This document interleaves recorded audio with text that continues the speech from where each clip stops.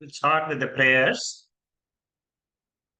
Om Bhadram Karneभिः Shrunuyama Devaः Bhadram Pashyemakshabhiryajatraः Sthirairangaih Stushtuvaagumsastanubih Vyashema Devahitam Yadayuh Swasti na Indro Vritrasravaः Swasti na Pusha Vishwavedaः Swasti nastakshorarishtharemihi Swasti no brihaspatirdadatu Om Shanti Shanti Shanti.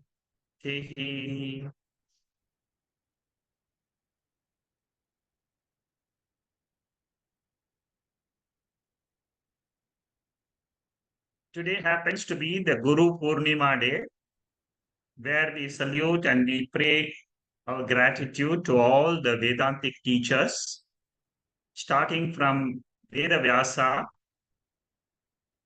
who was mainly involved in the segregation of the Vedas into four portions. And he is known especially for composing the Brahma Sutras, which is the central text for all Vedantins. So our homage to all the gurus like Shankaracharya and all the teachers. We are studying Mandukya Upanishad with Shankara Bashyam. A very unique text, a very unique commentary, which is a direct revelation of who we are. This is a very systematic study. It is verse by verse study and a lot of commentary. So it's very important to follow. Suppose you miss one talk, you must listen to the talk before you come to the next talk. It's very, very important because there's a lot of connections between each of these verses. What we have covered so far last week is we finished mantra number 7. And what this mantra number 7 is this particular slide here. All of you must keep this particular portion always with you in your back of your mind whenever we are studying Mandukya Upanishad. This is the central verse of Mandukya Upanishad, which reveals that there is one truth. The truth is called as Turiyam. I will spend a little bit of time explaining this verse and the significance of this verse. The real significance of this verse you will get in chapter 4, which will tell you that there is nothing beyond Turiyam. And how you can get the Shastric vision of this verse, very, very beautifully, Shankaracharya brings it out in the second chapter, third chapter, fourth chapter. So that is why I said it is a systematic study. And if you follow up this verse by verse commentary, I'm very sure that each one of you who is following this will be benefited a lot. There is no other text in the entire Upanishadic literature which is as direct as this particular mantra. Okay. What does this mantra talk about? See, it says in the initial stage of this mantra, it says that this Turiyam I'm going to use the word Turiam throughout because that is what the Upanishad uses. But for you, you must understand Turiam is the same as Brahman. Brahman is the word used in other Upanishads like Kathopanishad. All other Upanishads, they use the word Brahman. Like three Upanishad, Brahmavai, Idamagre Ase, Chandogya Upanishad, all this.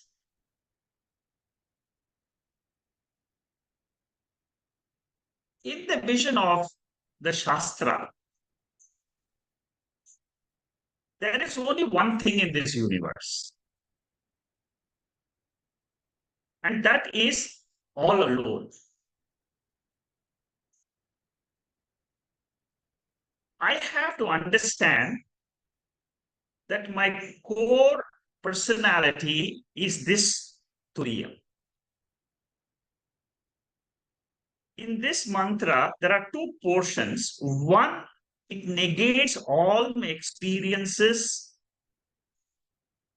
which is the apavada portion. It negates all my experienced worlds. And then the second portion says that it reveals itself, that Turiya reveals itself. And the description of Turiya is also given here. The apavada portion, the negation portion is na anta prajnam. Anta prajnam means it is not, this Turiyam is not the internal subjective world which I am experiencing in my dream state. Try to understand this because this is the central theme of the whole Upanishad. You have to follow the sequence in which the mantra goes. So, na anta prajnam, it is not the dream state. Na bahish prajnam, it is not that consciousness which is aware of the external world. It is not conscious of both the worlds. Neither it is the internal world or external world. Ubhayata prajnam. Ubhayata prajnam is what? Consciousness of both. Then it says, it is not a mass of consciousness. Na prajnam. Like, it is not a simple consciousness. It is not a mass of consciousness. Nor is it unconsciousness. Okay? So it is nothing to do where there is an objective world. It is not that which the Upanishad is saying as Turiya. In all these cases, there is some objective world connected with it. Because the ultimate truth is it alone is. There is no Sajatiya Bheda, there is no Vijatiya Bheda, there is no Swagata Bheda. There are no internal differences in Turiyam at all. Then comes the word Adrishyam. Adrishyam means it is not seen by the sense organs. Yesterday in Kathopanishad also, we studied the same thing. Atma is not known by our sense organs. The five sense organs of knowledge and the five sense organs of action. They do not know this Turiya. They do not know this Atma. Avyavaharyam, the word which is used, it is not in the realm of transactions. It is unseen by the sense organs. It is not in the empirical world of transactions. Agrahyam. Agrahyam means it is indescribable. It cannot be comprehended by the mind. Alakshanam. Alakshanam means it doesn't have any indicators. It doesn't for our direct vision. Uninferable. Achintyam. Achintyam means I cannot think about this Atma.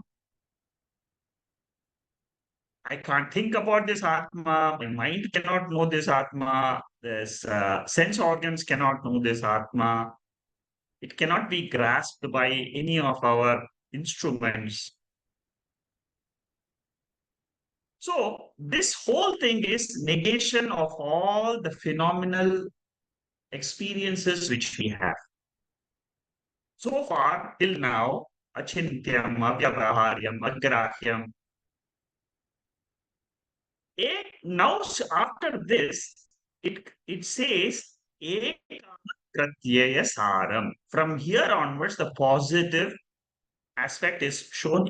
Karma pratyaya saram means essence behind it is one essence behind this entire creation.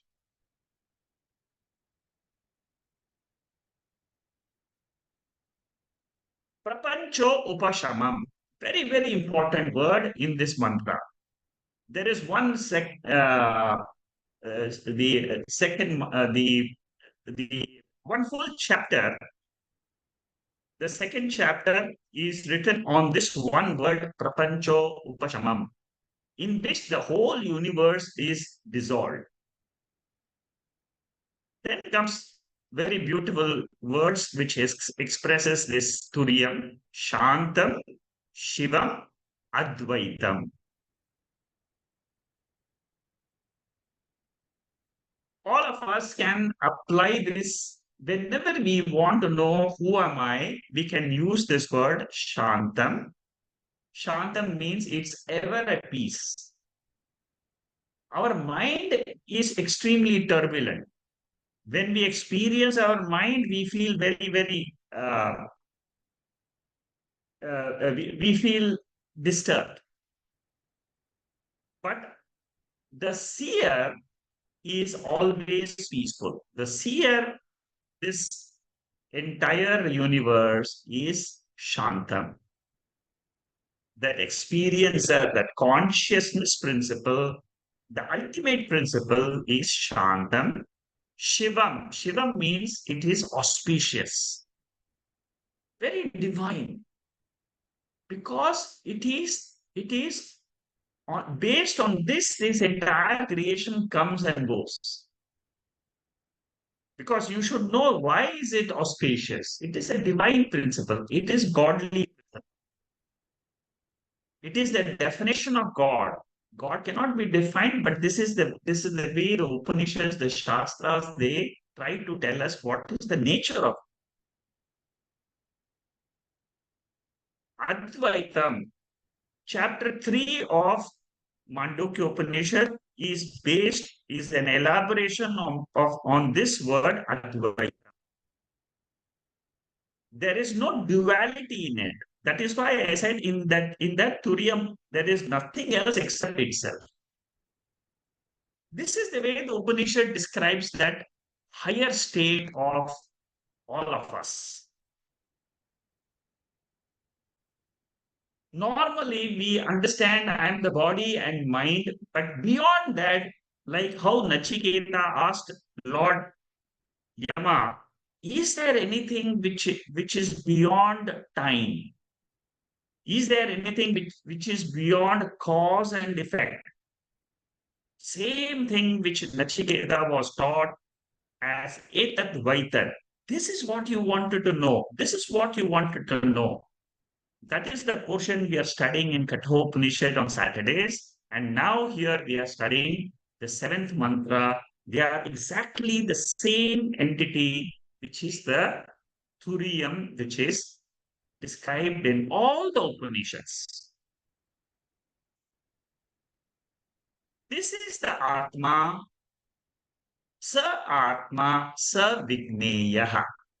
This is the Atma which has to be realized. See how clear the mantra is. The Upanishad is clearly stating this is what you are, this is what you must realize as your real nature. What about the father or the mother which I'm undergoing in my Vyavahara state? Those are at a lower level. How do I understand lower level, higher level? You use the dream example when you want to understand what is higher level, lower level. The dream state is considered lower level, a lower reality compared to the waking state. This Turiya Avastha, which is described in the seventh mantra, is a higher state when compared to the Jagrat Avastha. This is called Paramarthika Drishti. Turiya Avastha is Paramarthikam, absolute reality, beyond which there is nothing. The waking state depends on this Turiya for its existence. Without this pure consciousness lending existence to the waking state cannot remain. We think that the waking state is independently existing. This is a misconception. Exactly like how we feel that the earth is flat, earth is stationary. It is similarly, our sense organs are not able to understand that the waking state depends on the Turiya Avastha. It is dependent on an independent entity which exists all the time. Okay, so this is the concise meaning of this verse. We are going to study in very big detail this mantra. So don't worry if you have not fully understood the deep significance behind this mantra.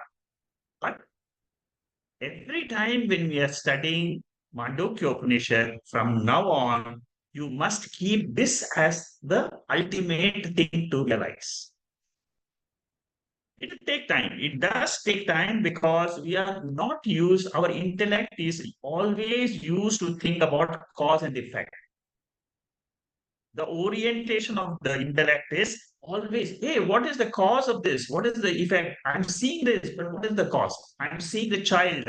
Who is the father? I'm seeing this rose flower. What created this? The seed is the cause. So my intellect is always used to this. I have to drop this orientation. This is what Shankaracharya teaches us in this entire Upanishad. He teaches us one by one how I have to accept this truth revealed as the ultimate truth without any questions, without any doubts. You just accept it as it exists. For example, if you keep on doubting that there is God in this world, you will never reach God. But suppose you say God exists. There is some higher principle called God, it exists. And then that is what is called as an inquiry. You do vichara. Then you will reach the goal.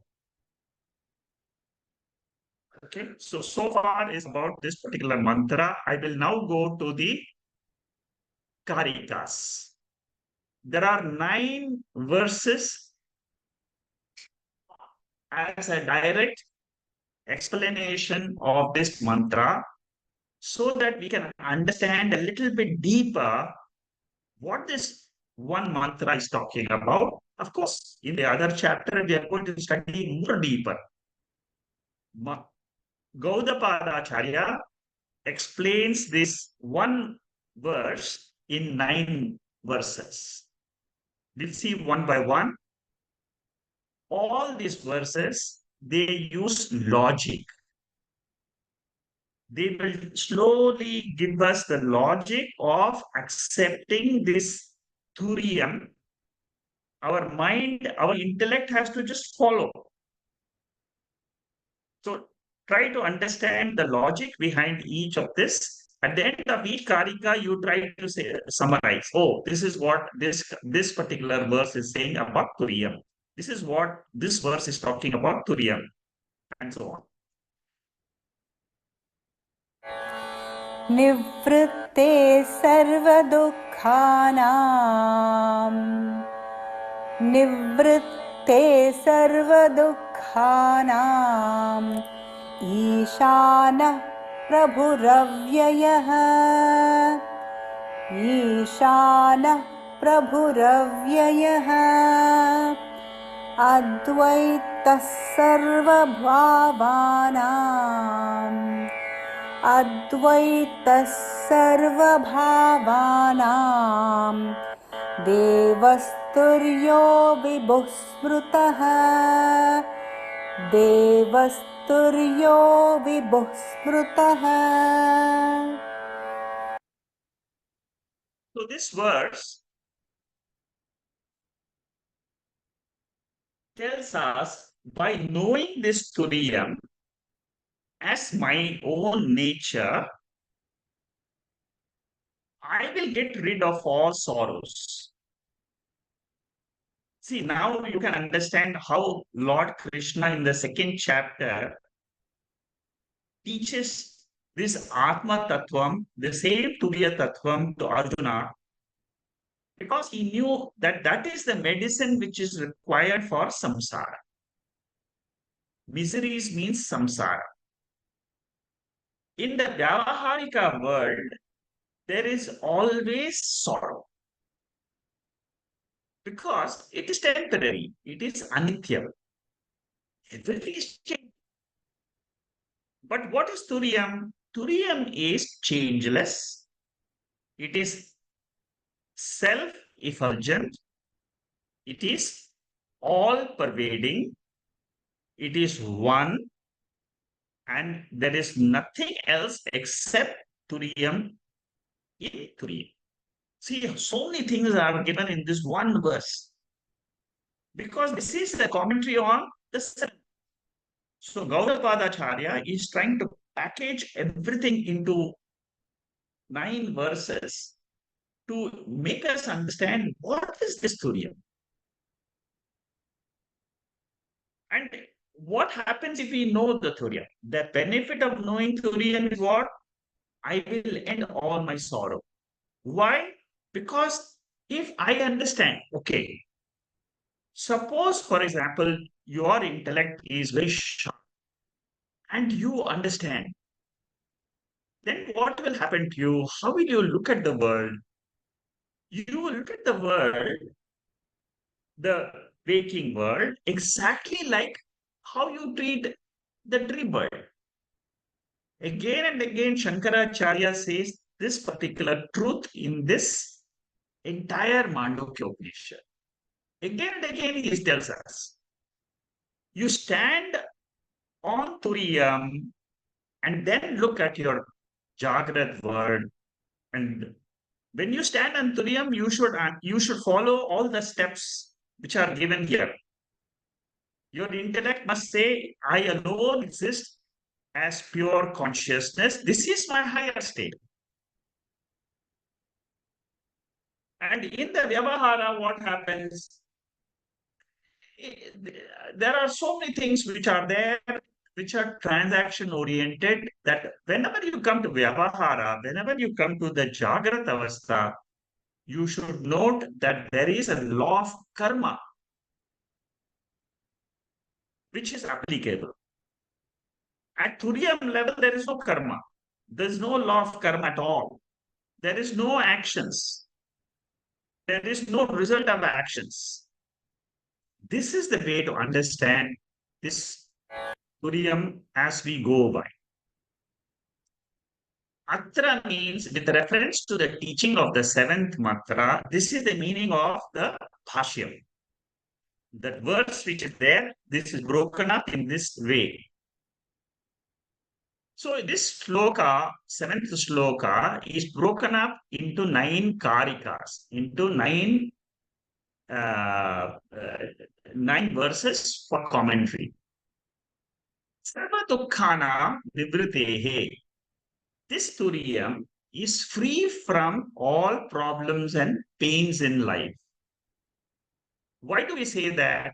Because we will experience pain when that turiyam I, pure consciousness, comes down to the level of vyavahara, then it undergoes pramata, it becomes pramata. Pramata means what? With the help of mind, that pure consciousness becomes the knower of the external world.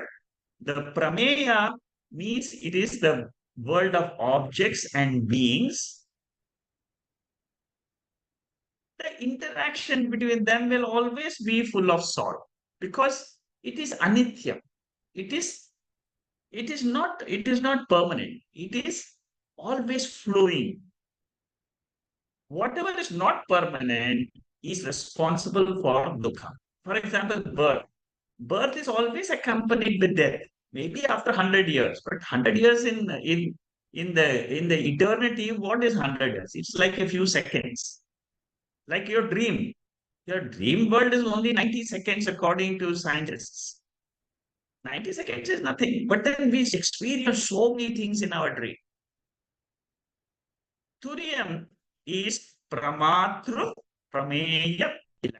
See, I have to use the Sanskrit words to explain because that is the words which is used in the commentary. So get used to the words. Slowly you will understand all the Sanskrit words. By the time you finish this, the commentary of Mandukya Upanishad, you would have learned a lot of Sanskrit. This turiyam is prapancha uchamam. In turiyam, there is a dissolution of the entire universe. Therefore, there is no problem. It is that Ishanaha, it is the Prabhu, it is the master of this world. And that turiyam is free from adhyasa. Whereas as a waker, and a dreamer and a sleeper, I am with adhyasa. Adhyasa means superimposition. The waking world is superimposed on the waker. The dream world is superimposed on the dreamer. But turiyam, there is nothing superimposed.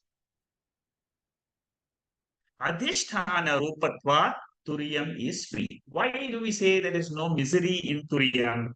Because it is the adhishtanam, it is the substratum for this entire universe to come, to rise, to sustain, and to fall.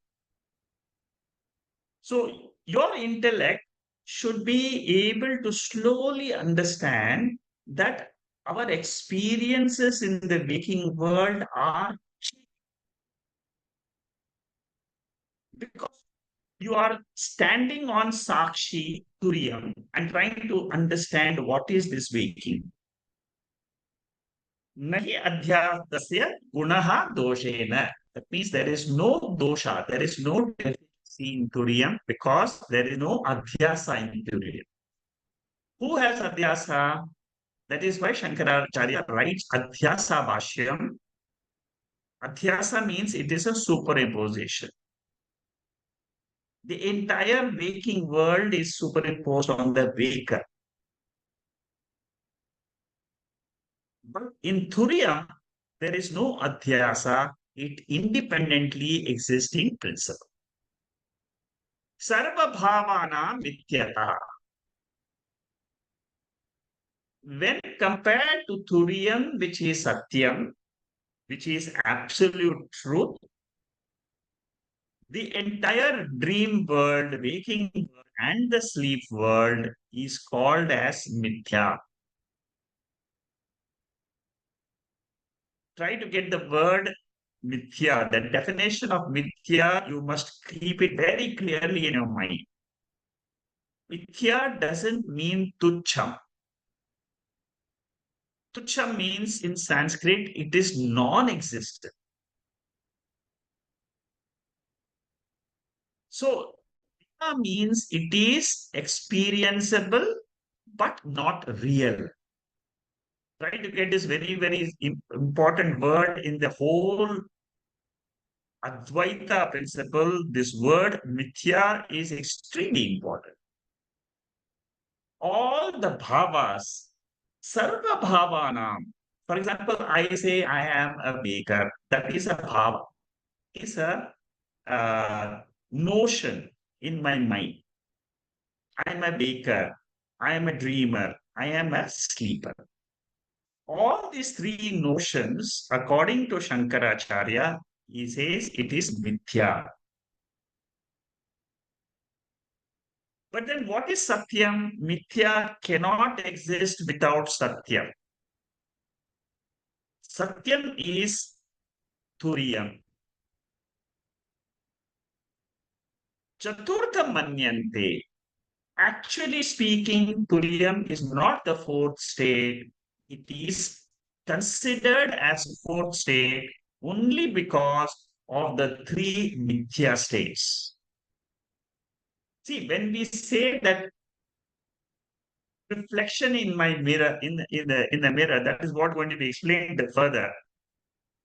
Original face and three reflections. If you say, suppose there are three mirrors in front of you, and you see your face in three as reflections in three mirrors,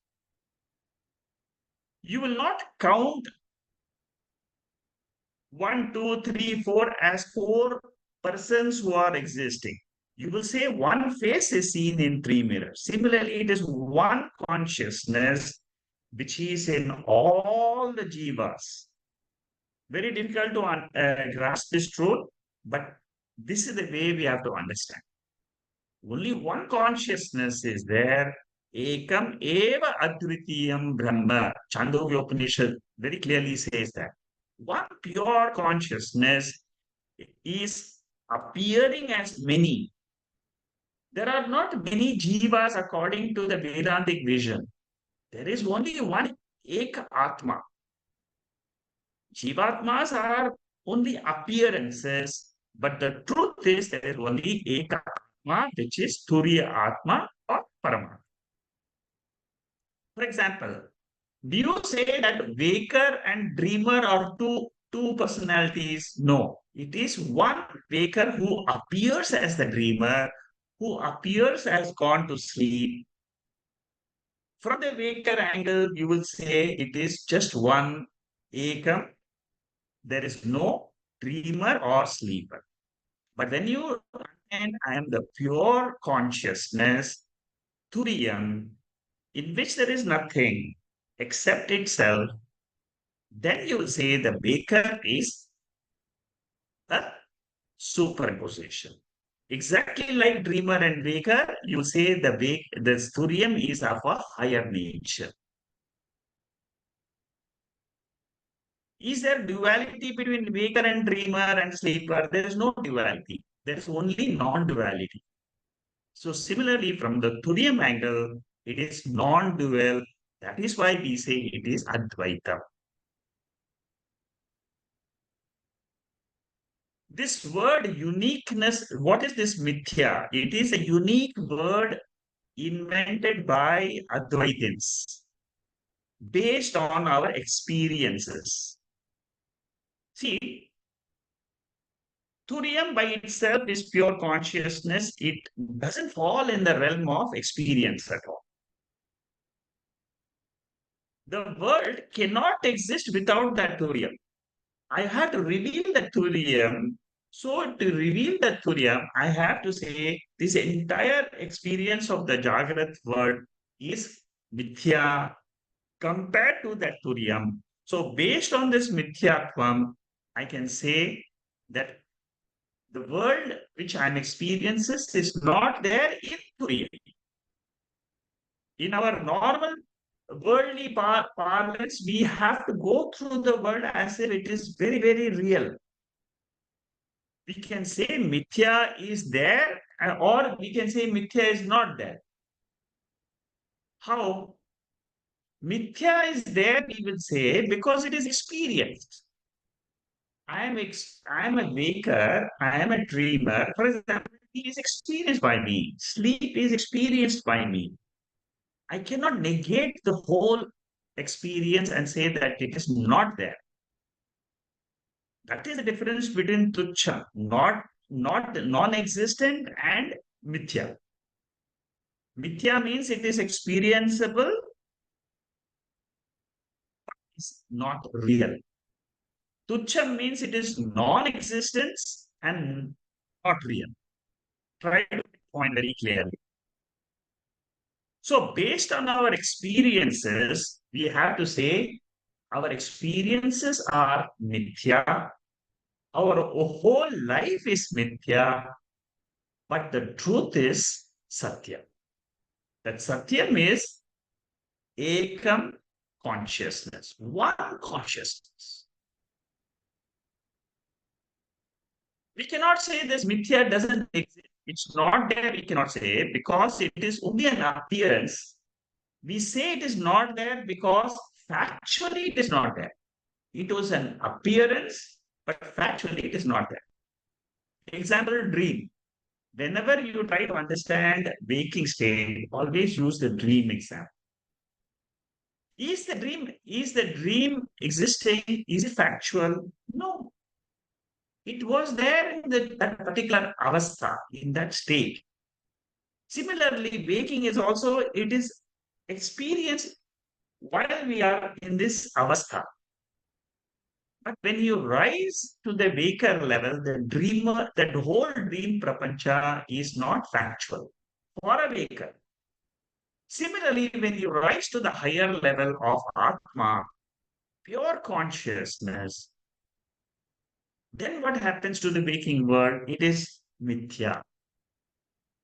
This explanation of this mithya word, you will understand a little bit more in detail when we go to the third chapter, Advaitam. Okay. So mithya is as good as not there.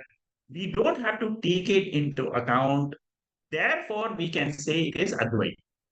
It is non-dual. For example, when you go to a restaurant, you don't see your reflection in the mirror and order 2 cups of tea, one for the mirror person and one for me. Similarly, Turiyam is my real nature. That is my absolute nature. All jivas at all times can know this Turiyam because it happens to be the Adhishthana. Shankaracharya became self-realized because he understood these verses of Mandukya Upanishad, the same verses we are also studying. Mithya experientially is there, but factually it is not there. Another example for Mithya. Sky is blue or is it not blue? Based on experience, it is blue. Based on factual reality of the sky, it is colorless.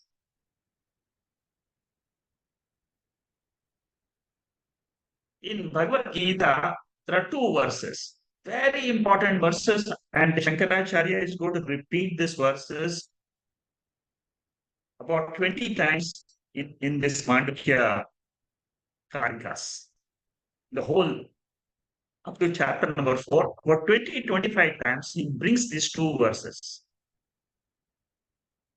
Then we realize what is the importance of these 2 verses. For a junior student, the chapter number 9, the 4th verse, Maya tatamidam sarvam jagata vyaktamurtinaha masani sarvabhutani nachaham teshvavastitaha. For a junior student, the world is in me. Consciousness, if I am consciousness, for a junior student, the teaching is what Lord Krishna teaches, that The world is in me. Junior student. Because this difference he brings out in the fourth chapter, but I'm telling you now itself. This is the Vyavaharika Satya. World is in me, world is there, world is in me, the consciousness. The very next verse, Nachamastani Bhutani Pashyame Yogamaishwaram Bhuta Brinna Cha Bhutastaha Mamatma Bhuta Bhavanaha. The word to underline here is Nachamastani Bhutani. In the second verse, in the fifth verse of the same chapter, Lord Krishna tries to explain that the world is not in me. This is for a senior student who has come to the level of the seventh mantra of Upanishads. This is the Paramarthika Satyam. The fourth verse is the Vyavaharika Satyam. Here, at the level of Satyam, Lord Krishna says, the world is negated. It is not in me because it is mithya. It is only an appearance like the dream world. The whole waking world, including the mountains, Mount Everest, and the rivers, and Ganga, and all the mega things which you experience, everything get dissolved where? In this consciousness, which is Turiya. Because here he gives that beautiful reason, the last word, Mamatma Bhuta Bhavanaha. I am the self, I am the efficient cause, I am the nimitta karanam. Efficient cause means what? Nimitta karanam. Nimitta karanam and upadana karanam. There are two causes. For every experience, there are two causes. What is this Turiyam? Turiyam is the nimitta karanam. It is the intelligent cause behind the whole universe. It is the consciousness principle, the visualizing principle. For example, you can visualize. That visualization in your mind, you are able to do because you're conscious. A table cannot visualize. A wall cannot visualize. You can visualize, you can plan. All your planning, visualization, thinking, all that is possible because of the nimitta karanam, which is Turiya. So this is from a senior student point of view. At a higher level, you say, I am the nimitta karanam. Without me, the consciousness, there is no universe at all. All the cosmos which you can think about, the entire cosmology, rests on this consciousness, Turiyam. Science has not come up to this level. This is a unique teaching of Vedanta in Mandukya Upanishad, where you're talking about the subject consciousness. I, the Turiyam, is the ultimate I. The waker I, dreamer I are relative I's. This is Devaha Tulyaha Vibhusprataha. This is the glory of Turiyam. See, this is the first mantra, this is the first explanation of Shankaracharya. See how deep it is. I mean, when you come to the study of Bhashyam of Shankaracharya, you will get so much of depth. Your intellect will be so deeply involved with this Turiyam. As we go further and further in the commentaries, you will dive very, very deep into your own self. The next paragraph, paragraph number 147, it says, Turiya Atma is Isha. That means it is the glorious one, it is the master, it is the Prabhu. In that, there is no sorrow. There is absolutely no sorrow because it is pure by nature. It doesn't have anything else except itself. There is no Adhyatmika, there is no Adi Bhautika, there is no Adi Daivika, Dukkha. The sorrows come to a jiva from three corners. One is Adhyatmika. Adhyatmika means from one's own self. The doubts in you is coming in your mind. It is sorrow. It is causes sorrow. I don't understand this. I have ignorance. That is Adhyatmika, coming from your own self, own mind. Adi Bhautika means I don't understand this Panchabhutas. Very difficult. What is this? So the Panchabhutas can give me sorrow by way of different. I have explained this before, but I just want to explain to you because it is coming in the Bhashyam.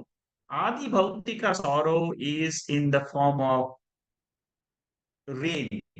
Because of rain, you can't understand, you can't come to a class, you because of some other surrounding external events, you're not able to reach the truth. That is the second form of sorrow. Third is Adi Daivika. Adi Daivika means it is the environmental forces. Adi Bhautika means surrounding areas. Adi Daivika means caused by the Devatas. So now those forms of sorrow can affect a waker. It can affect a dream. It can affect the sleeper. But it cannot affect Turiya Atma. That is what Gaudapada Charya wants to say this. It is the Lord. It is Surya is the Lord. It is the Prabhu. It has the power to free us from sorrow. By the knowledge of this Surya Atma, you can get rid of all the sorrows. That is the conclusion of Gaudapada Charya. Isn't it a very great achievement for us? Suppose, for example, you are able to live the whole life as a Jivan Mukta. I am not bothered about, there is no sorrow which can touch me. Suppose you are able to conclude this. At the end of Mandukya Upanishad study, you suppose you are able to conclude this. Isn't it a great fulfillment in life? Nothing, no death can affect me because I am Turiya Atma. What about small sorrows which come daily in my life from my problems which are related to my children, related to circumstances, events? Here Gaudapada Acharya says, know this Turiya Atma distinctly, clearly. Then you will not have any sorrow in life. It's a promise by Gaudapada Acharya. It's a promise by Upanishad. Turiya Atma, understanding this Turiya Atma takes time, but our intellect is capable to walk up to this Turiya Atma as explained by Gaudapada Acharya and Shankaracharya in the commentary. Follow this systematically and you will slowly start seeing changes in you. Sarva dukkhanam nivrittehe. It is free from all pains. Tuyam is the Swami in you. It is Ananda Swarupa. All of us want Ananda in life. We want happiness in life. What the Upanishad says is my real nature is Ananda itself. Don't worry. You don't have to acquire Ananda from the world. But try to understand your nature as this pure consciousness and you abide in that. That is what all jnanis do. All those people, all the Swamijis who have understood reality as Turiyan, they are free from sorrow. Aswamis, that means people who are not having this knowledge, they are dukis. They are suffering samsara. Why? Because they think that the waking, dream, and sleep is a real avastha. It is not mithya, but for ajnani, it is real. That is the difference between jnani and ajnani. For an ajnani, everything is real. The world is real, body is real, mind is real, everything is real for them. But for a jnani, all this is experienced, but it is mithya. Kaivalya Upanishad says this is a very favorite quote of mine. Mayeva sakalam jatam, mayi sarvam pratishthitam, mayi sarvam layam yati, tad brahma advayam aham. That consciousness, that turiyam is my real nature. Everything else is born from that consciousness. It exists in that consciousness, and then it gets resolved. It gets dissolved into that consciousness.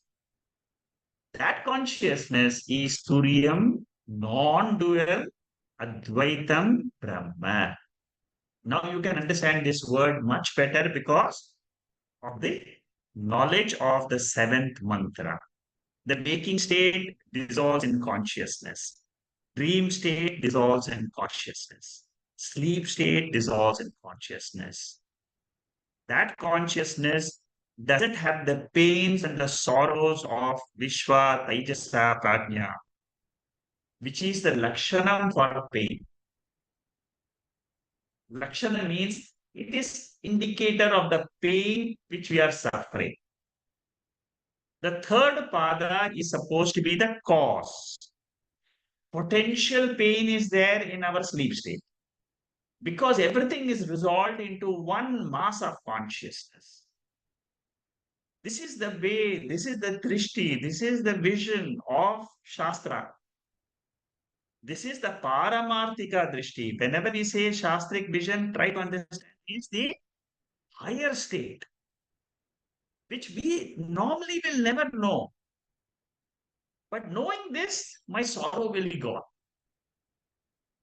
What about the Vishwa and Taijasa, the first and the second pada, Baker and the dreamer? That is experiential pain. Experiential pain will still continue as long as the body is there. This experiential pain will continue. But for a jnani, he is not bothered of the experiential pain or the potential pain in the sleep state. He knows I am beyond all pains, all sorrows, all miseries. Because I know that Turiya Atma, which is beyond the three states depend on this Turiya Atma for their experience. Turiyam is Adhishtanam. That Turiyam is described as Shantam. This is the peace of all peace. This is absolute peace. What we experience normally in the world in the waking state or the dream state or the sleep state is only relative peace. Relative peace means what? My mind has gone, has resolved, therefore it is peaceful. But in the case of Turiyam, what happened? I have dissolved the entire, all my, all the Sanchita karmas, everything is gone. It is completely dissolved. So you can know there is no more birth for you. There is no more rebirth. Right now you are free. That is why you are called as Jivan Mukta. The three states, Dukkha, Ada, the three states are the Ada. They are the substratum for the Dukkha.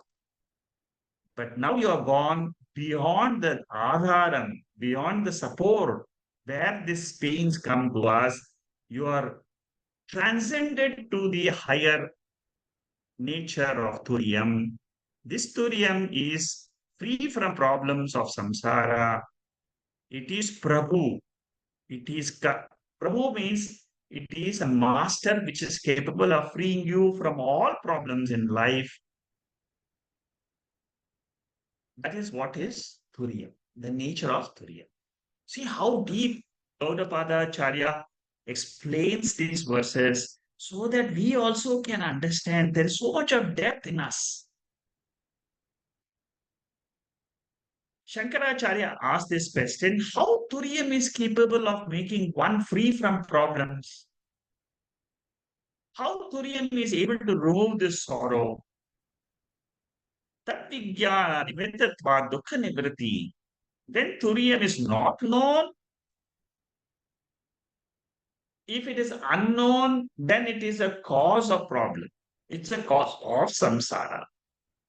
Suppose rope is not known, then only you will see the rope snake. And because of rope snake, you will get affected. Try to understand this. Ajnanam, ignorance of the rope, is the cause of sorrow of rope snake. Ignorance of Turiyam, that I am of this nature which is pure consciousness, that ignorance which is called as Mula Vidya, it is also called as Maya, it is also called as Prakriti. That is the cause of my sorrow in the waking state, dream state, and the sleep state. Known rope, if the rope is known, you have knowledge of rope, that is the solution for getting rid of the rope snake problem. Similarly, knowledge of the substratum of the waking state, dream state, sleep state, that substratum, which is the rope in the rope snake example, that thurium is the rope, which I come to realize. The ignorance of that thurium is the cause of samsara. This is what Shankaracharya wants us to know about this thuriya. The knower of rope is free from the problems of snake. The knower of Turiyam is free from the problems of dukkham, of samsara, of the waking state, dream state, sleep state. What about my physical body pain? Will it go away? No, it will not go. But your mind will be in tune with that Turiyam. That's what is said here. Because your ignorance about yourself is gone, when your ignorance about your own nature is gone, then the problems which you face in the waking state, they are diminished. For Ajnani, they are the biggest thing. They are the only thing which he will think about the whole life. But for a Jnani's mind is always tuned to the higher nature. And therefore, the mantra Gaudapada mantra, in the 10th mantra, he says that there is no misery for a person who knows this Turiyam. He is free from all sorrow because Turiyam is the Prabhu. It's the master ruler of this entire cosmos. Okay, so that is very beautifully explained by Shankaracharya in this. What we are studying in these paragraphs, these are all the commentaries of Shankaracharya.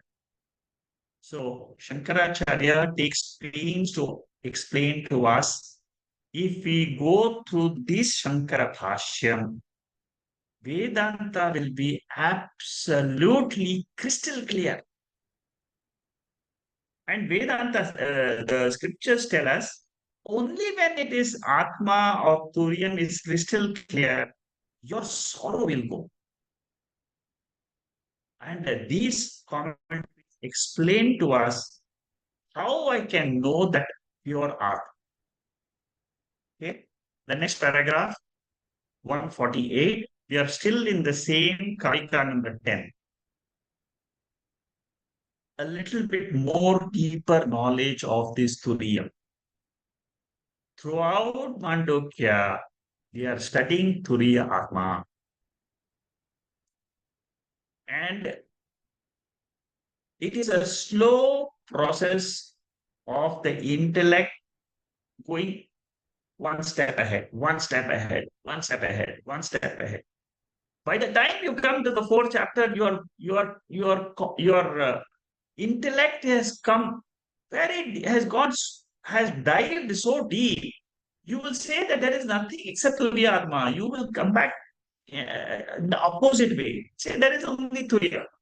Your intellect will start looking at the world in a totally different way.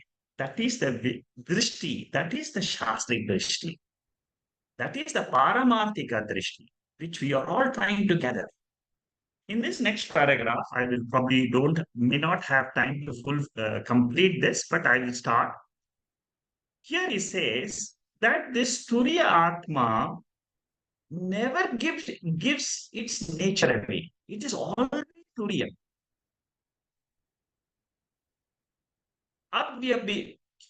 Abhyavichari avastha. Abhyavichari means it is changeless. Because of this only, it is non-dual. Because due to this, because the three states are mithya, we can say that the Turiyam is changeless. Turiyam is said to be it's said to be the self-revealing consciousness, which is all-pervading. I'll explain to you. See, this all-pervading is a word which we are going to see in the meditation today. In Bhagavad Gita, 24th verse of the second chapter, we're going to study that. Here, same thing what we are studying in Gita is here also. What is the nature of this Turiyam? Abhyaya. Abhyaya means it is apakshiya rahitaha. Apakshiya rahita means there is no decay in this consciousness. I am conscious yesterday. I was conscious 10 years ago. I was conscious. I'm conscious now. I will be conscious after another 30, 40, 50 years. So this is that Deva principle. This is that illumining principle which doesn't decay. My body decays. See, when we try to understand the consciousness with reference to these features, then in comparison to these features of the body and the mind, you will be able to understand the nature of decayless consciousness, changeless consciousness. Compared to the body which changes, which has got the six modifications, asti, jayate, vardate, viparinamate, apakshiyate, vinashyati. These are all said in Tathoboda. Turiya never changes its nature, becomes the waker, dreamer, sleeper, as though seemingly it becomes. I am the consciousness, the same consciousness continues forever, but I seemingly become the waker, I seemingly become the dreamer without a change in the original state. That changeless state in Sanskrit is called as Vivarta Upadana Karanam. Try to understand this word, Vivarta. Vivarta means it is changelessly, it is the Karanam for this entire universe. What about the changing Parinami Karanam, another word which is used? We have studied all this before in Taittiriya Upanishad now, but I'm just trying to revise that so that you can understand, you can try to understand what are the two causes which are there in the world. What is the best example for Parinami Karanam? Parinami means changing. For example, milk becomes curd. changes. So you can't see the milk in the curd, it is completely changed. Okay? That is parinami upadana karana, changing cause. What is an example to say vivarta upadana karanam? The example generally used in the Shastra is the waker and the dream. Without any change in the waker appears as the dreamer, changeless. Waker still remains as the waker only. But for a certain portion of time, he appears as a dream. Again, he remains as a waker. Suppose you go to sleep also. You say, no, I was the waker. I am always the waker. Similarly, your drishti, your vision has to change to this Surya. I am always consciousness, pure. Pure means nothing is there except that. Shuddha, Shuddha Chaitanya. From that, if that is my original nature, Vaker is only it's an intermediary, small portion of time it comes and goes, that's all. But Turiya is timeless. It is Vivarta Upadana Karana. Is it clear? I'm sure you understand with the example, it becomes clear. Rope becomes snake without becoming snake. That means it is Vivarta Karanam or it is Parinami. It is Vivarta. Because the rope remains as rope. There is no change in the rope. Rope was rope. Before I experienced the snake, it was rope. While experiencing this rope snake, it was rope. After the torchlight was shown on the rope snake, then also it is the rope. Similarly, Turiyam is always Turiyam. I am always pure conscious. When I show the torchlight of mantra number 7 on the waking state, I realize, oh, I am that Turiyam. I never change. All of us, we experience Turiyam all the time because it is self-evident. It is Swayam Prakasha Rupaha. Bharadanika Upanishad, Swayam Jyoti Brahmana. 4th chapter of Bharadanika Upanishad. The whole chapter is for telling us the nature of this consciousness is Swayam Siddhaha. It is self-evident. It is Swayam Prakasha. Okay. Now, there is a little bit of grammar which Shankaracharya talks in his commentary. So, Sorupa, so the Turiyam doesn't change at all because it is Kutastham. It is the support for the entire cosmos to appear and disappear. Cosmos manifests and unmanifests. Vyakta Rupam, Avyakta Rupam. That is the true nature of the material world made up of Panchabhutas, of Prakriti. But consciousness doesn't have two states. It is always the same Turiyam. That is why it is called as God. It is the formless God principle. Now, Avyaya is a word which is used in this commentary of this mantra number 10.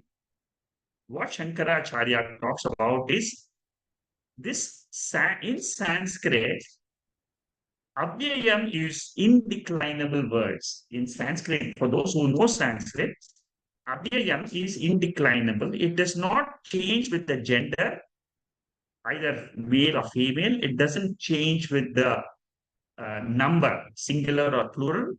It is Adhyaya is an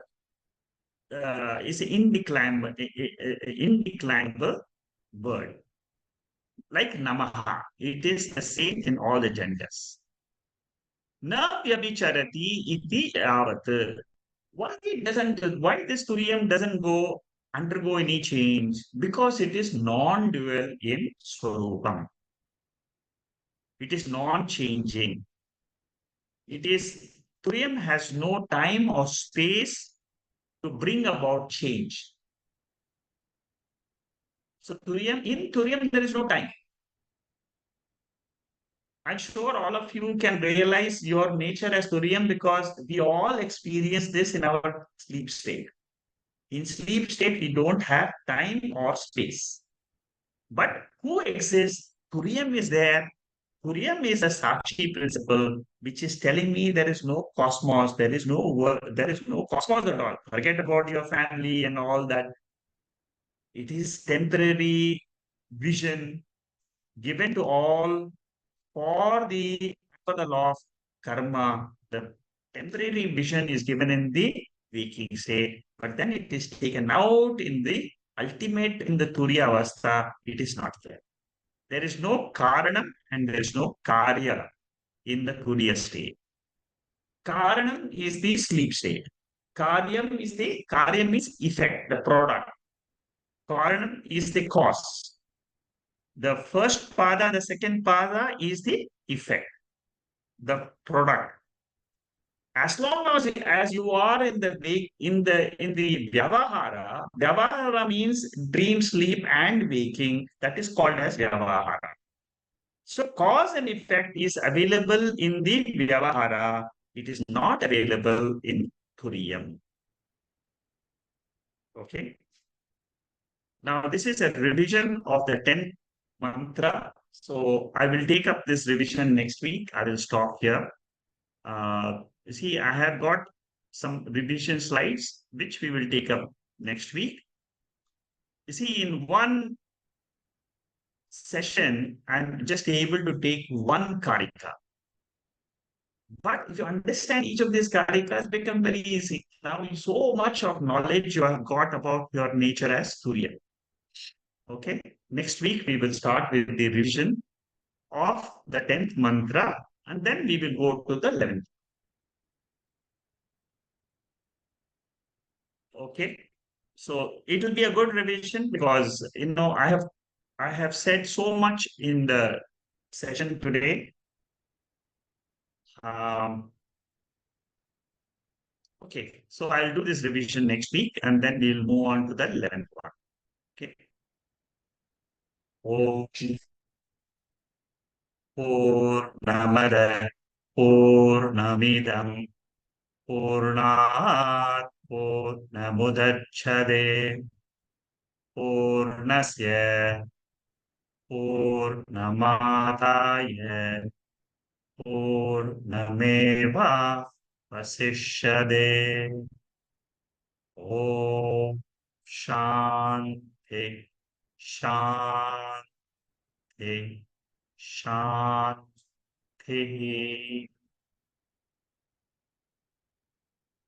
Okay, I have a few remarks. People are talking about the Mandukya Upanishad meditation. Uh, uh, okay, a couple of people have replied. Ram Chandramurthy and Nandu Desai. Okay, so I will. I just want to learn from you a little bit about your experience of these meditation sessions, so that it helps me to understand how to go forward. Can some of you give me your experiences of what you think of this, whether it helps you, what does it do? Uh, Shanmugam is going to unmute all of you and you can speak about this, and then we can go into question and answer about today's session. Today's session is extremely important. Uh, we have covered very, very important portion of the Karikas of the 7th verse. The 9 verses, the 9 Karikas, which we are going to study, are extremely important because all of them are dealing with this, the 7th one. Yeah. Does anybody would like to say anything about about meditation aspects? Yes, sir. Namaste, sir. Yeah, go ahead. Yeah. So yeah, meditation will definitely, immensely benefit us. So I guess before we start the session also, if we have a short meditation, so yeah, that would be very great, and it conditions the mind and focus the mind on the topic, and so we have a serene effect. So there's no doubt about it, man. Okay. Thank you. Thank you, Ramchandra. Thank you. Anybody else would like to comment on this? Yeah, Shanta, go ahead. Yeah, I think I agree that we need although we say start with the Shanti mantra or, the mantra, but the audience is not fully engaged by then. And I think that little 5 minutes meditation in the beginning would, after the Shanti mantra, would help. And regarding, the uh, moving from Bhagavad Gita to Mandukya. Now, I'm quite biased about my Bhagavad Gita, so I would say, I know that the last, after 50, I mean, if you want to skip the central section where, all these his Kshatriya dharma he's telling, that's fine. But I would prefer the after 50, the slokas of Bhagavad Gita to be dealt with, because it talks about how the krodha, the krodha and the dvesha and all of that. So I would prefer to get a little more deeper understanding through meditation, and it'll help because we have a question and answer, so I can also ask questions if I have. Uh, but of course, I'm more than happy. I mean, if we have the time within Mandukya to do that 50 to 72 slokas, of Bhagavad Gita, switching from say 25 to, and then go to Mandukya, that's perfectly fine. But if we don't have the time within Mandukya, then we just go for Mandukya as you suggested. I'm okay with both, but this is my suggestion. Thank you. Okay. Basically, I was not planning to take beyond the 30th verse for meditation, because this 12 to 30, the section is mainly the nature of Atma. After the 30th verse, then Is it Lord Dharma? Krishna talks about the general aspects of why you should not have grief in the world and so on. So my focus is purely on Atma. In Okay. my meditation sessions, I want to really focus only on Atma. Okay. So In I that was case, I think planning it's to fine. take, Yeah. in Bhagavad Gita, when I started these sessions, I thought I will, after this Bhagavad Gita verses from 12 to 30, I thought I will take another 10, 15 verses from other chapters, like 13th chapter, like the 7th Yeah. chapter, like the verse which you Yes. mentioned also. Yes. I was thinking of doing that. Um, but anyway, we'll come back to this Gita again. In between, I think I will take 4 or 5 sessions, or I don't know how many sessions on the seventh mantra. I want to go a little seventh mantra. The seventh mantra is the central focus for any study of any other Upanishad also. You see, suppose you're studying Prashna Upanishad. The seventh mantra is very, very critical. So anyway, I've got your No, that is viewpoint. yeah. I would. I don't want to. If I have to choose between the two, yes, I would choose the Yeah, Mandukya that's right. because of my this. But if I have the option for both, then I would say I was thinking. But Yeah, as you pointed out, then the correct. 13th chapter is of course, and the 9th chapter is my favorite, and I can't Yes. talk enough about all these seventh. And so yeah, we could So pick I will the continue most. Bhagavad Yeah. Gita again after Mm, a few sessions. That's what I had in mind. Let's okay. see the others. Mm, Anybody else would like to say something on this thank you. meditation sessions? Yeah, Shama, go ahead. Shigarji, two things. One, of course, I think it's perfectly fine in the beginning to actually have traditionally, as we have the invocation mantra, which relates to whichever Upanishad we are doing, because that's the format. And I feel it's perfectly fine. And I think if we sincerely are with you in that, then it does help to connect. So I'm happy with that. The meditation following one is definitely very, very useful. And the way you've been doing, I actually really like it, because you have tried to actually align it with whatever is your mantra that you're dealing. And I feel is perfect. And in fact, if there is any other mantra from any other Upanishad, for example, not only Mandukya, but whether it's Mundaka or whatever, it's quite useful to actually incorporate along just exactly the way you're doing it. I just have a question though. Yeah, can I ask related to meditation? What I wanted to ask you was, in terms of practice during the week, would you suggest that for the whole 1 week, we actually try and actually follow the same meditation, have your recording, and just literally every day, 7 days until we go to the next one, we actually just stay with that rather than confuse ourselves? Very good question. It's a very good question. See, there are very few who practice meditation on a daily basis. But if you want to practice daily meditation, see, what you can do is you can take a portion of what we are doing in the meditation. Say, today, for example, we took this 24th mantra.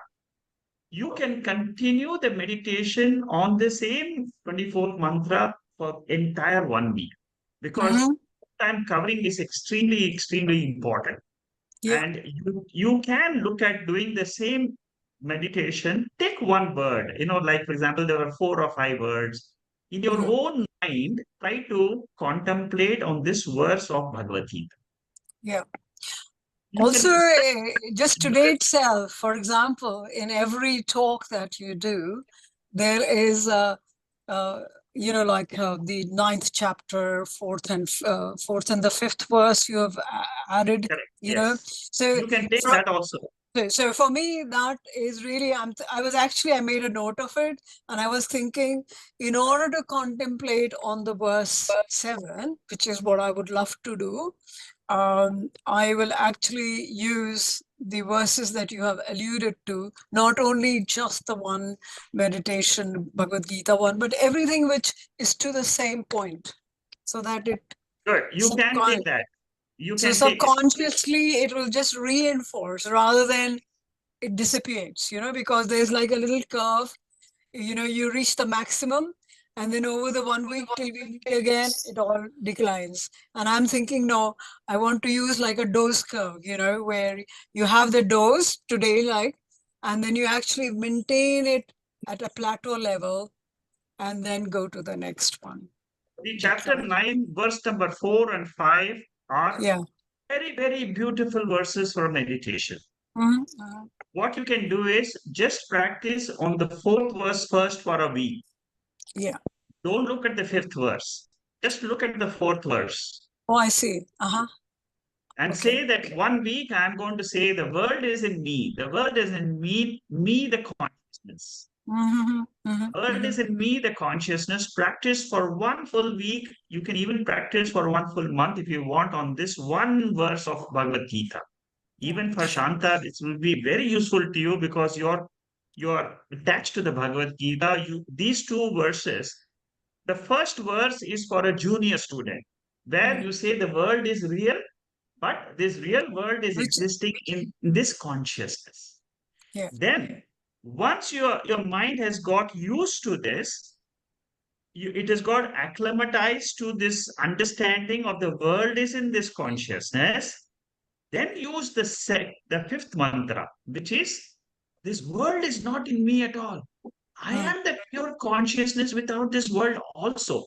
For a senior student who has come to the level of the 7th mantra of Mandukya. Yeah. Just one more question, Shekharji. These 2 mantras are complementary to the 7th mantra meditation. Yeah. Can I just ask you, in terms of the timing, would you say we should not combine it with our normal puja and all that, isn't it? Like whatever one is used to. Yeah, this is a question asked by many. What I would suggest is you finish your puja, because the puja helps you to bring your mind. Yeah, it brings your mind to some stable condition. Correct. Finish your puja. At the end of the puja, you tell yourself, for next 5 minutes, I am going to think about my own real nature. Whatever I have understood so far from the Bhagavad Gita or from the Upanishad, take any mantra which you like, but you decide before you start, you say, I'm going to meditate on this mantra today. Yeah. But And maybe then at a different time, only reason being because your mind may have been tired by the time you finished your puja, etc. No, it could be. So I was just thinking whether I should actually take it somewhere during midday or some yeah, other appropriate no, but time. your mind, if you're involved in the puja for 1 hour or 45 minutes, then of course it is extending that further. Another beautiful time to meditate is just before you sleep. Okay, got it. I think Before you I'll sleep, okay. before you sleep, you tell yourself, I will meditate, and it will help if you can read something about that mantra before you meditate. That sounds perfect. Thank you. Thank you so much. Thank you, Good. Shekharji. Thank you. Anybody else? Yes, Venkatesh, you wanted something? Yeah, yeah. Uh, Meditation, I feel, is inevitable because that's my most favorite. Because whenever we need to have this extraordinary knowledge, it is necessary that mind is fully settled.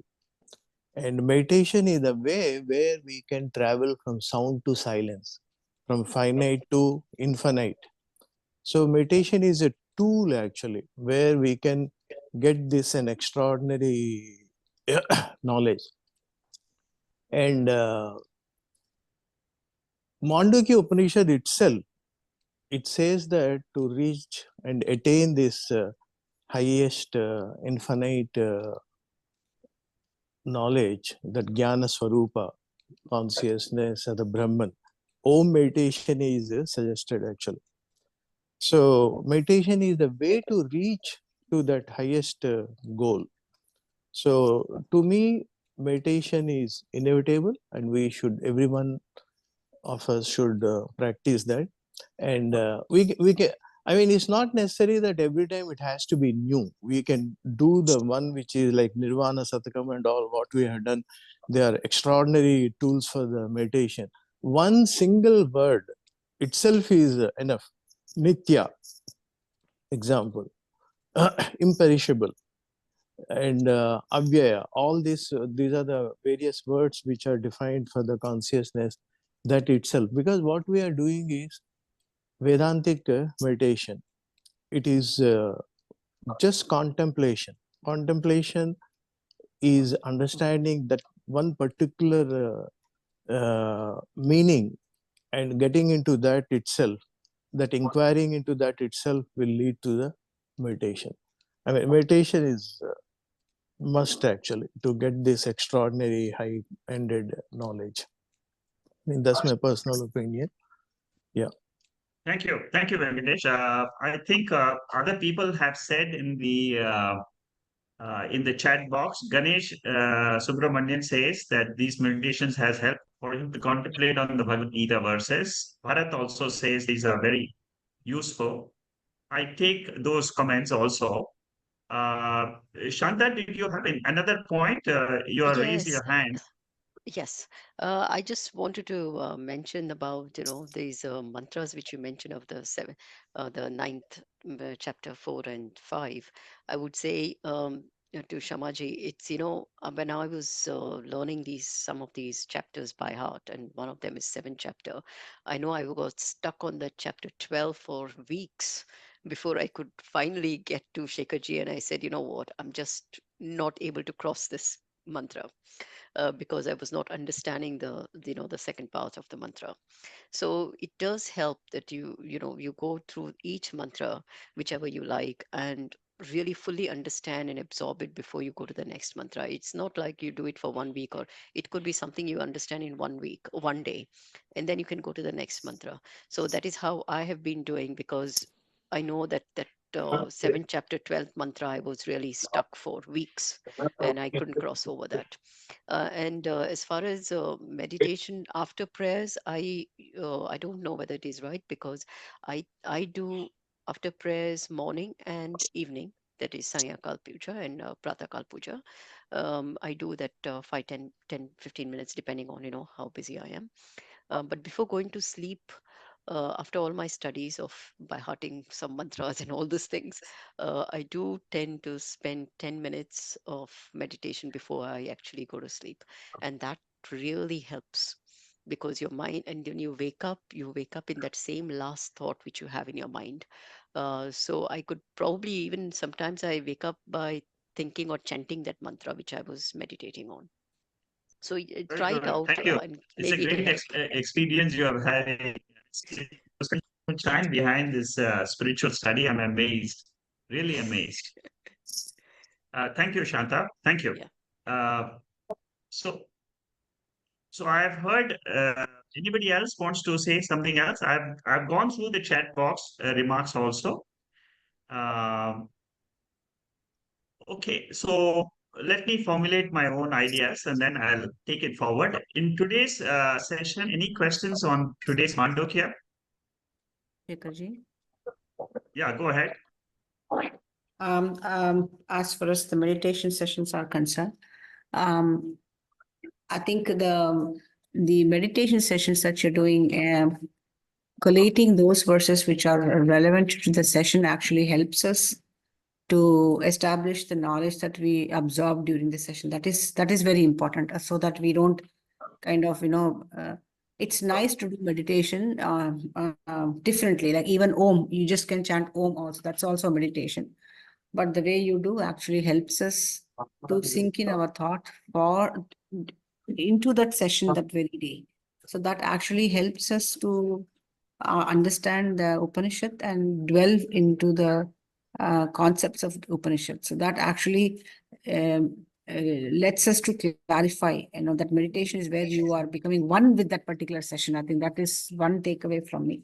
And as far as the Bhagavad Gita verses, which are over and beyond that, as Shanta said, they are nice, they are really great. But as I also agree with you that there are from 11 to 33 are more Atma related. The rest are also great. They are instructive in nature. They are dealing with the Stapragyata, etc. But those are the different concepts, and that may sometimes conflict with the current session that we are doing. So to that extent, that could be probably taken as a one off quote, like maybe the ladder of destruction could be one session, Dhyato Vishampumsam and stuff. But maybe the format which you're doing, I think highly appreciative of that. It helps me to stay put in that knowledge in that session. Yeah.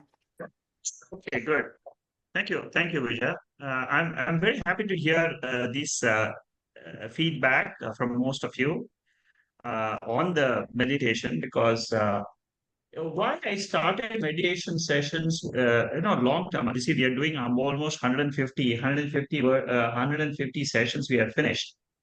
Many people across the world, when I get the feedback on the website, they tell me it's very difficult to meditate. So that's how I started this type of Vedantic meditations, because the moment you are used to this type of Vedantic meditations, you will never have a problem. Whenever you want to meditate, you will know how to meditate. And, meditation is a useful tool to control our mind, to to stabilize our mind, because our mind runs haywire during the transactions.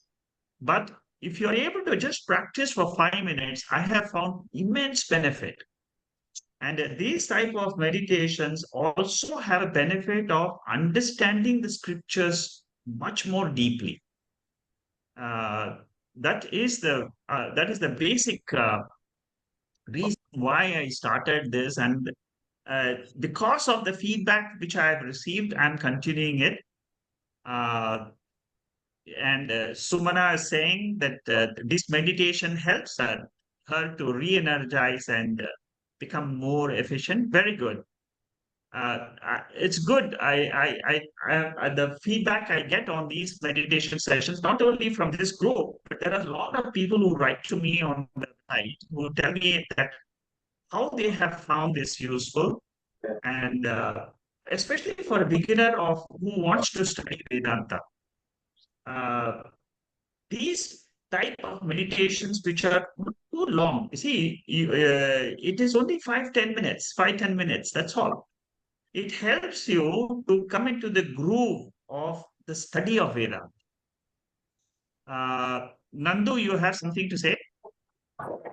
Yeah, sure. Just to add a little bit on the meditation, and just request if it is possible, even on we request maybe on the Kathopanishad session also, that session at the end also, if it is possible, maybe any particular mantra from that session, just for 5 minutes meditation. Can you From the repeat it again? You're talking about mantra. I'm taking one mantra in every session. Yeah, I'm saying about like Kathopanishad sessions also. In we are doing, Upanishad, on Saturday sessions also, you want meditation. yeah. Just request about that. Oh, okay. I will take a poll for the Saturday session. How many people want meditation? If they want it, I will take a poll in the Saturday class. If they want it, then we will continue in Saturday also. Okay. So Nandu, I will take a poll in the next. How many people want meditation for the Saturday session also? But that will be restricted to the Kathopanishad mantras. Yeah. Thank you. Thank you. Vijay is asking thematic meditation session, Atma Vichara, Dvaita Bhava and Prapancha Upashama. Yes, we will be going into this. You see, that is what I want to do. After the 30th verse, I will spend a little bit of time on the 7th mantra meditation. See, there is one thing which I'm studying right now, which will be very useful in the long term. I will take one separate session for that. Is how to look at this world from this Paramarthika level and how to look at it from the Vyavaharic. The Advaitic creation theory. It is very beautifully explained by Shankaracharya in the Bhashyam of Prashno Upanishad. I liked it so much, I thought I will share it, but I need to have some time, a slot. I will take the creation theory of Advaita Vedanta. Compared to it, how Sankhya, the other school of thought, what is their creation, a comparative study. It helps a lot in our understanding of the 7th mantra. I have understood that, but slowly I will explain that. That is one of the topics I have in my mind.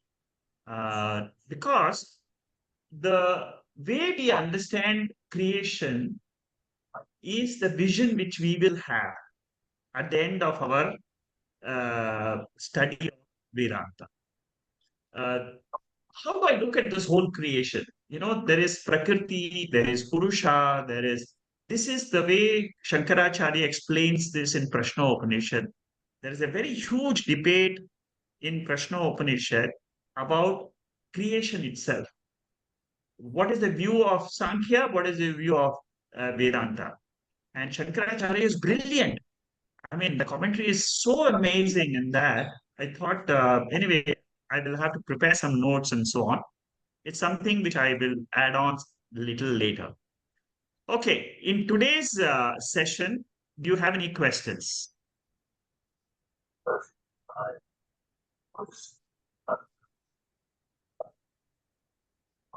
Any questions? Yeah, Nandu, go ahead.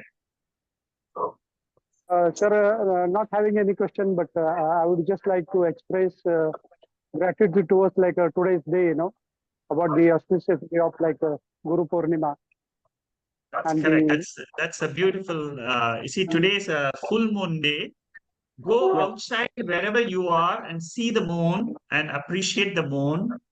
The moon, the deity of the moon is the deity which controls our mind. So a small prayer to that moon, full moon, wherever you are, you can pray to that deity and get benefited out of that. Thank you. Thank you, Nandu. Sir, a special appreciation towards you about this sloka, what mentioned in the chart is about Sadashiva Samarambha, Shankaracharya Madhyamam, Asmadacharya Parentam, Vande Guru Paramparam. And Asmadacharya Parentam, like today's Acharya, you are like our Acharya. And we are fortunate to be like learning from you. We haven't met Shankaracharya and all, but all those studies we are able to learn from you. And thank you so much for that. Thank you, Nandu. This is the blessing of the Shankaracharya. Without his blessing, we will never be able to study Shankara Bhashya. So it is some blessing of some external principle which is guiding us for this study. So it is, we all are gratitude, we show our gratitude to the higher principle which is guiding us in this study. So many people have expressed. I really want to say that it is not my effort as such. There is some other principle which governs our study. It is some other higher principle which makes each one of us move in this spiritual path.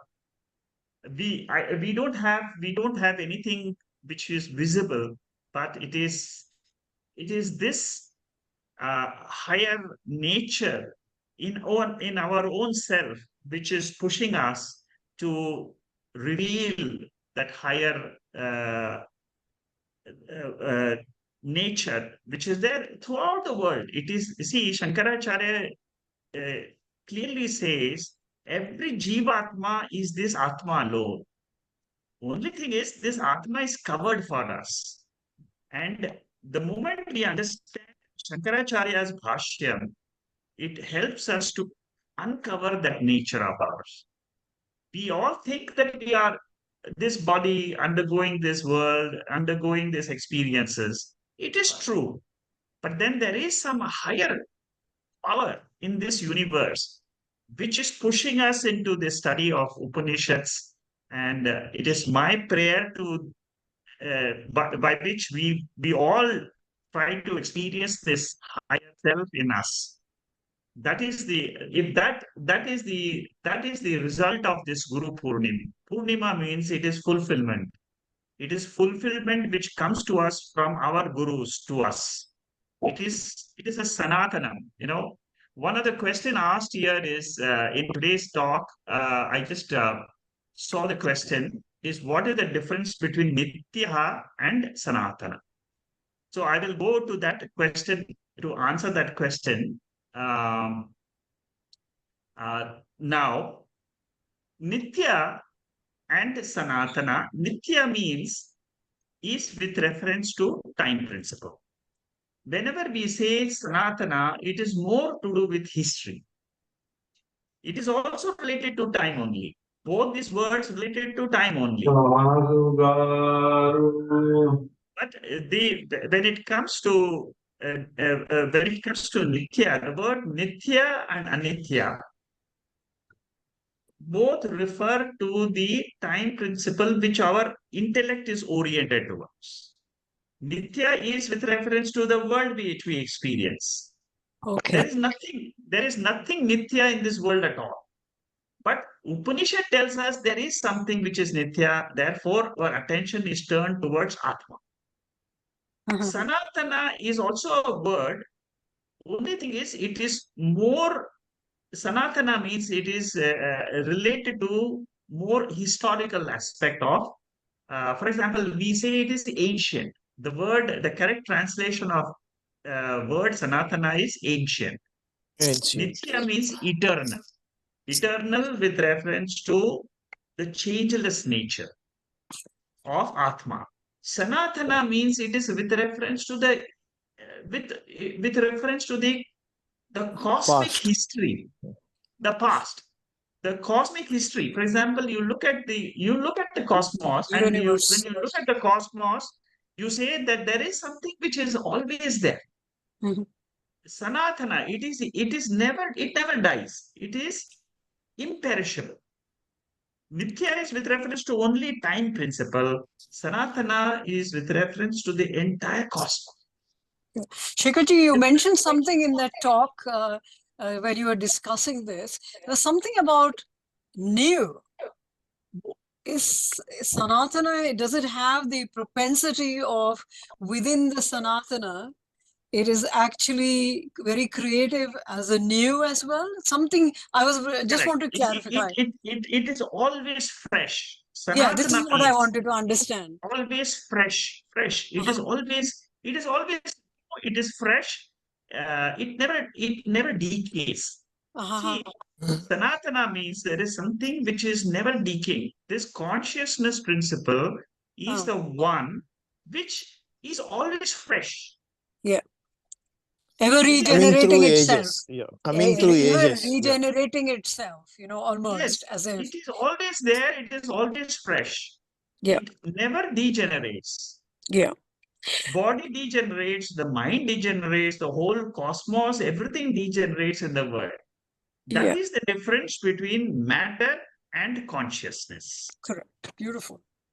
Matter is not Sanatana. It is also Sanatana, but it is not fresh all the time. Correct. Whereas consciousness, when you say Sanatana, it is always fresh. Yeah. Always There's no I am stagnation. conscious. There is no stagnation in it. Yes, it's undecaying. It is undecaying factor of our nature. It Perfect. never decays. You see, you get up at any time in the morning, in the night, you will say, I'm conscious. Yeah.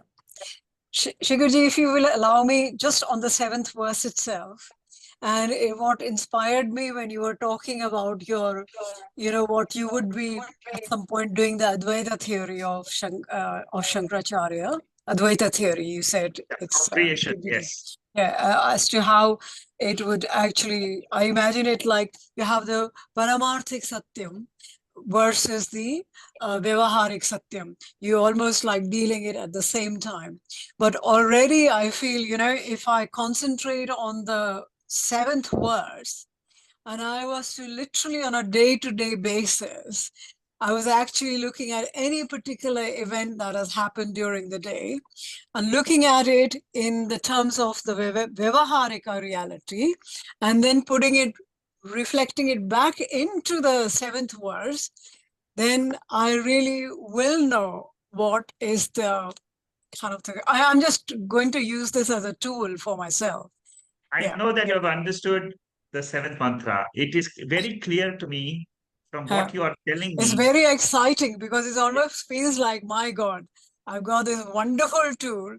All that I have to do is to really see it every day, meditate on it every day, and use it. Use it. Actually, I'm going to be a very utilitarian on that. I'm going to use it.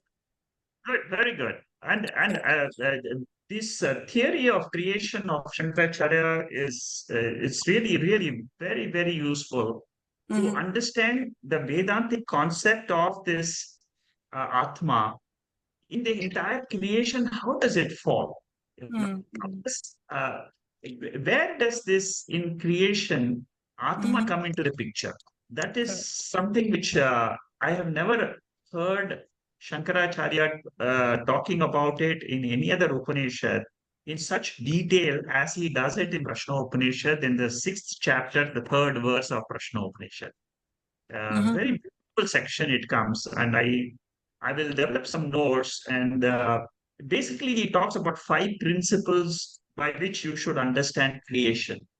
And what you're talking about, Paramarthika and Vyavaharika, is one of the principles, which he says you should understand in creation. So there are 4 or 5 basic principles. If you know the 5 principles, you will understand the whole creation and the vision of this creation, you know, the drishti, is what changes when you study Upanishads. Our vision of who we are is one vision. The second vision is of the whole world itself. You know, what is this whole world in which I find myself every day? That vision, if you can get the Advaitic vision on that, it's very beautiful. It's really it's a mind-boggling vision, but if you it's so well explained by Shankaracharya it'll help all seekers to have that vision. Anyway, I'm developing on that. I will in about 2 months' time, I will definitely have something ready on that. Okay. Any other questions on today's talk? Next week, we're going to do the 11th Karika. Each of these Karika are brilliant commentary on the 7th mantra. We're going to study 9 verses, all related to the 7th mantra. And then we will go into the study of Omkara. The second vichara, the second part of Mandukya Upanishad is Omkara vichara from 8th verse to the 12th verse. There's another beautiful section which comes after the 9 Karikas. Okay. Thank you. I think we have spent a lot of time today. This Q&A sessions will never stop. I know it can go on for another 2 hours. Thank you and namaste. Thank you. Thank you. Namaste. Thank you so much.